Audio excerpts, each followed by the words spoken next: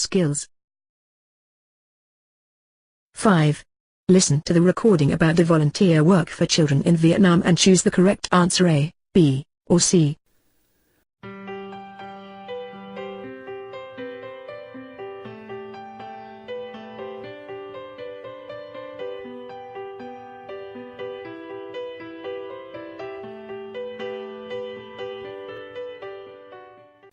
Today, there are some kinds of volunteers who work for disadvantaged children in Vietnam. They work in institutions like orphanages, disability centres, villages, and shelters for street children. Many children are parentless or their families are unable to care for them.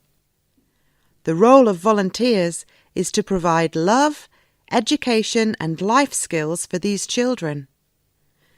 They can help with caring for children, teaching Vietnamese, arts, crafts, music, sports, and life skills where possible.